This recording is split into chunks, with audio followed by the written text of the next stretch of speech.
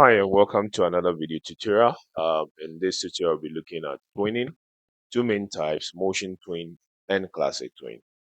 All right, so when we talk about motion twin, basically, this acronym will help us to remember everything about motion twin.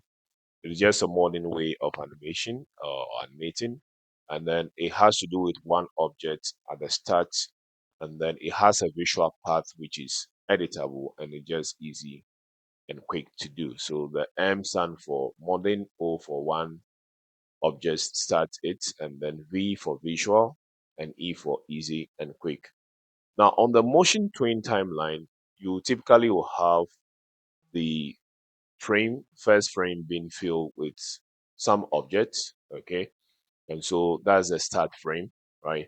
And the end frame or the distance between them, right? You have what is referred as an auto keyframe, right? The auto keyframe will mostly appear in the shape of a diamond. That is when there's a change in animation, right? So let's do some demonstration even before we go to classic twin, right? So let's understand what the whole idea about twinning is, right? Okay, so I'm just going to go ahead and create a new I'm going to increase this to 850 and this to 500 and click on great. All right. Now control 3 just to make it a bit wider. Um, so if I want to create the illusion of a ball moving in a parabolic shape, basically what you're going to do is you're going to pick an oval ball and then you draw, right? Now, once this is drawn, I'm going to just go on to insert it frame by frame. So I'll go to insert keyframe and then double click on the ball to select it together with a fill and a stroke and then move it up, right? I'm just going to move it up. Now, however, I don't see the distance between the first ball and the second ball. So to make it quite easy for me, I'm going to turn on the onion skin to show me the distance between the first ball and the second ball. I'll insert another keyframe and then move the ball slightly up, insert keyframe, and I'll keep going in this order till I hit the 25th frame. Now, you agree with me that this is going to be some kind of laborious work because we're going to do it frame by frame till we get to the 25th frame. So you can just pause and then wait um, to have me do the rest of the work. Then just to forward it to make it faster.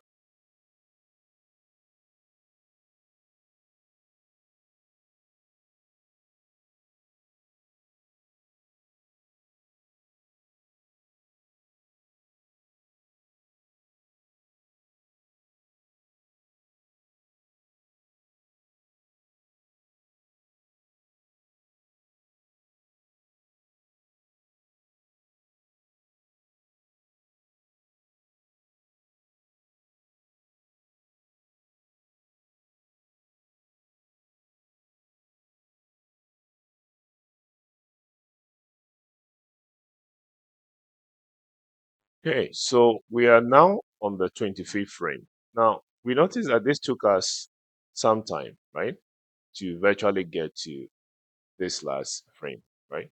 So we can see that the ball is moving in the parabolic nature. So if I hit the play, we see the ball move right there. So I'll take off the onion skin and then play it again. Right. Now, this here takes us quite some time to do this animation because we are doing frame by frame animation. Right. Now let's open a new stage. So we're going to open a new window, right? And then we just leave this dimension as it is.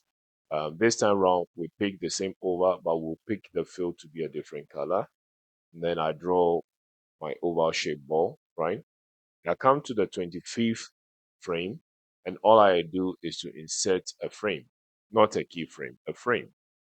And in between, all I do is to insert a frame, and then in between, I'm going to do what is called a motion tween. Now, typically, you can animate without converting to a symbol, but we're going to go ahead and convert this to a symbol, right? So when we convert this to a symbol, within the first frame, I have the start, just like we said on the timeline here. So on the first timeline, we have the object on stage, and then at the last point here, we're going to have a keyframe. So I'm going to move this playhead to the last point, right? And then I'm going to move and I'm going to move the object from the first frame, right, or the start point to where I want it to end. So once I do that, you notice that there is that shape for diamond right there, okay? And for you to know you have done it correctly, you should always see the visual path displayed. Now, if I bring my cursor close to this visual path, I can extend it up, right? Just like we had the first one. Now, if I take my play head to the beginning and move all the way here, we notice that we had virtually the same thing we did previously, right? But in a quite easy or a short time. So basically, the motion twin, what it does is that the computer fills in the gaps with um, the objects being animated, right? So using a motion twin is basically having a computer to fill in the gaps of the movements.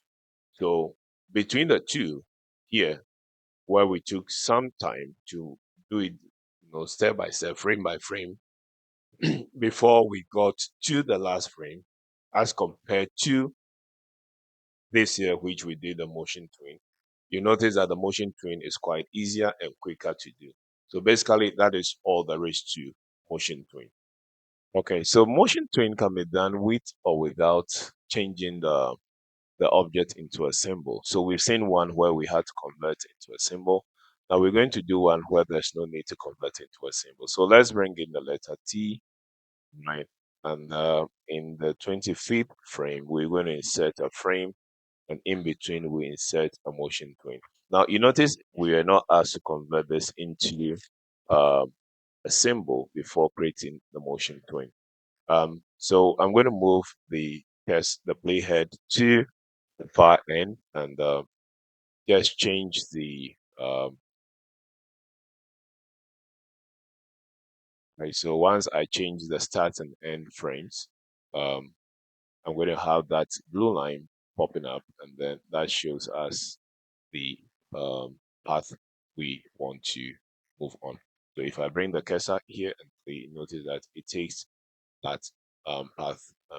And so here you notice that there was no need to create a symbol. So as I mentioned earlier, a motion twin can be done with or without a symbol. But in most cases, you may not need to convert into a symbol before you work with. All right. So we've seen motion twin. We're going to move on now to classic twin. So back to classic twin. So classic twin has two. So to remember classic, all about classic twin, you need to remember the acronym GUIDE, right? G stands for guided layer right? So in most classic twin, you provide a guide. So in any twin that you're going to make use of guide, you use classic twin that is perfect. And then again, it make use of symbols, um, and then you have intentional path being controlled.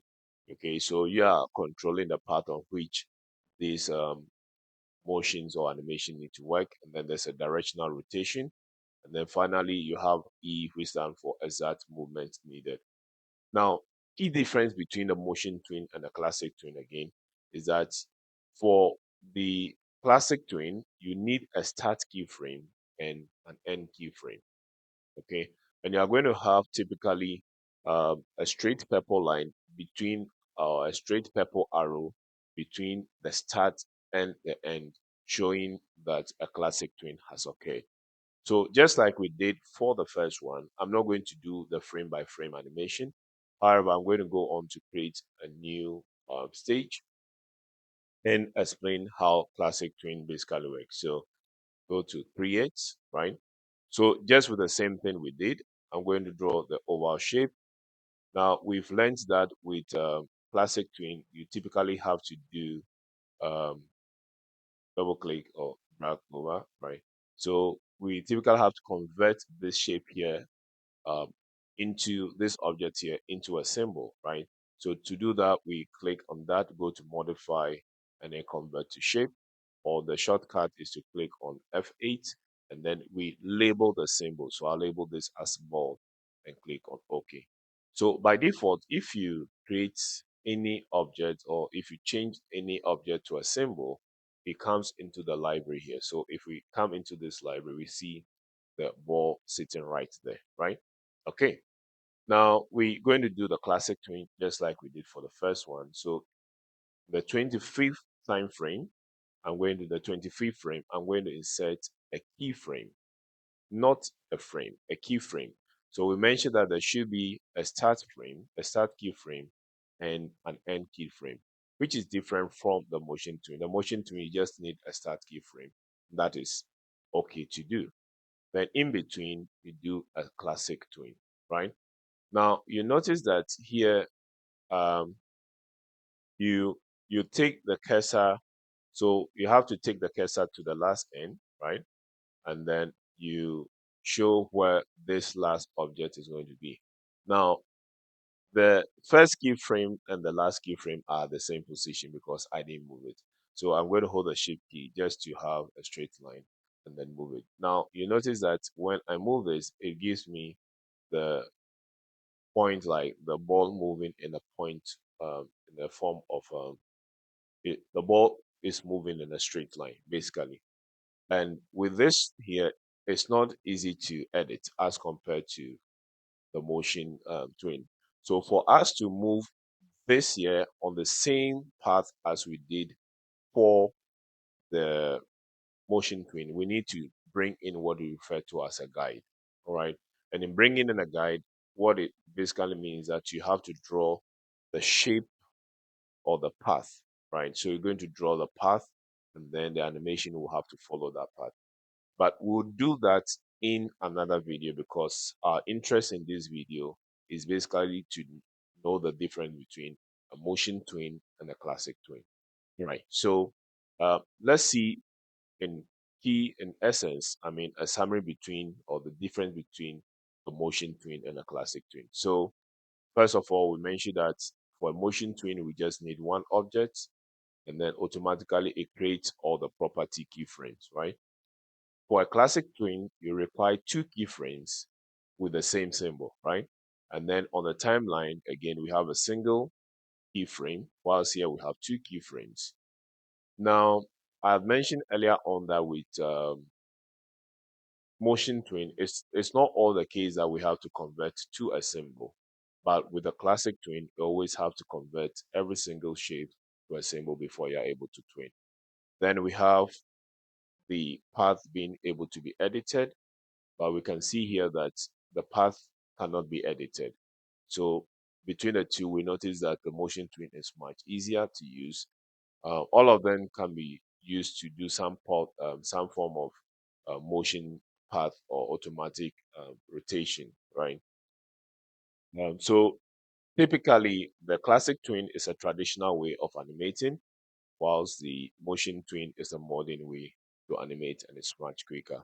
So that is basically the difference between the two type of twinning.